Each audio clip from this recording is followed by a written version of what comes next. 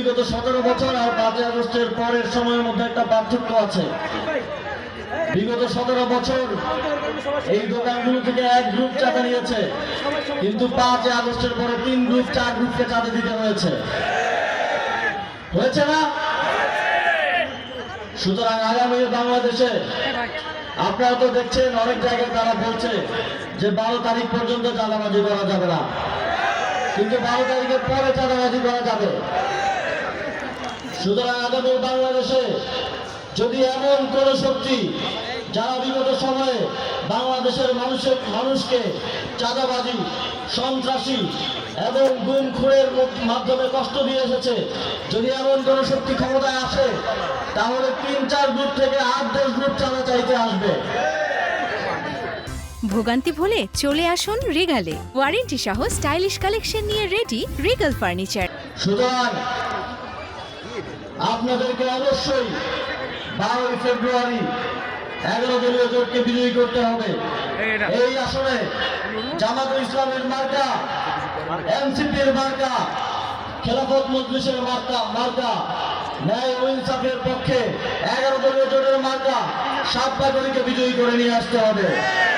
যারা আপনার আমার কষ্টের কথা জানে না, প্রত্যেকটি জেলায় মানুষের কি কি সমস্যা আছে সেটা জানে না, তারা ক্ষমতায় আসলে তারা আপনার আমার দেশের জনগণের কোনো উপকারে আসবে না।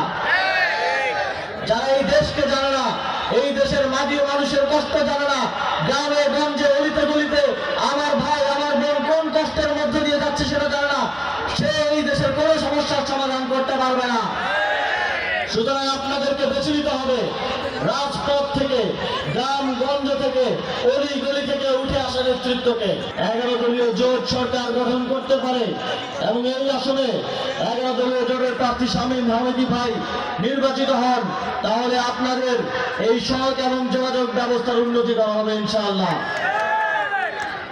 আপনাদের এখানে নদী ভাঙন, মাদক সহকারে আরো অনেক সমস্যার সম্মুখীন আপনারা হন। আমরা 11 দলীয় জোটের পক্ষ থেকে অঙ্গীকার করছি এই সমস্যাগুলো সমাধানের জন্য আমরা আগামী দিনে আমাদের চেষ্টা চলমান রাখবো। কোন চাঁদাবাজকে আর ক্ষমতায় আসতে দেওয়া যাবে না।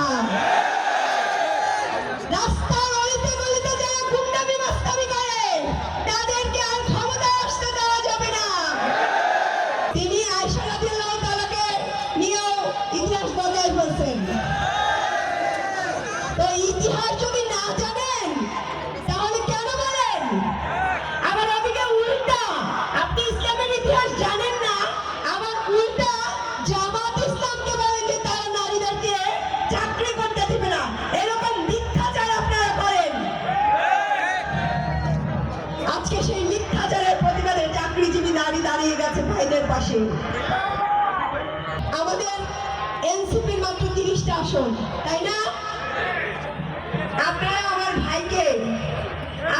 আমার ভাইকে আপনাদের ভাইদেরকে যেভাবে আমরা দেখছি, আপনারা আমার স্বামীর ভাইকে সেইভাবে আপন ভাইয়ের মতো, জামাত ইসলামের প্রার্থী থাকলে যতটা না হেল্প করতেন, তাদের জন্য যদি 8 ঘন্টা কর্মকর করে থাকেন, তাদের জন্য যদি 8 ঘন্টা কাজ করে থাকেন, আমার ভাইয়ের জন্য আর 1 ঘন্টা বাড়ায় করবেন।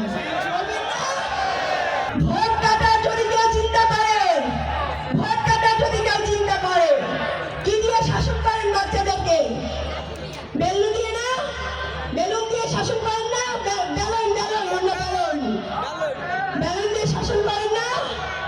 ভোট কেন্দ্রে বেলুন দিয়ে চলে যাবেন। সন্ত্রাসী চাঁদাবাজকে আমাদের মায়েরা বেলুন খুন্তি ডাল ভর্তি দিয়ে শিক্ষা দিয়ে দেবে ইনশাআল্লাহ। জুলাইয়ে আমরা নারীরা সম্মুখ সারিতে ছিলাম, সামনের সারিতে মেয়েরা ছিল, তারপরে সারিতে এই যে জুলাইয়ের নেতা আছেন আসিফ মাহমুদ, তারপরে সারিতে ছেলেরা ছিল। আপনারা সামনের সারিতে আজীবন রাজনীতি করবেন এবং সামনের সারিতে এইসব সন্ত্রাসী চাঁদাবাজদের সামনের সারিতে দাঁড়িয়ে শিক্ষা দিবেন ইনশাআল্লাহ। নিজের সন্তানের জন্য দিবেন, নিজের পরিবেশ সুন্দর করার জন্য দিবেন, রাষ্ট্রের পরিবেশ সুন্দর করার জন্য দিবেন।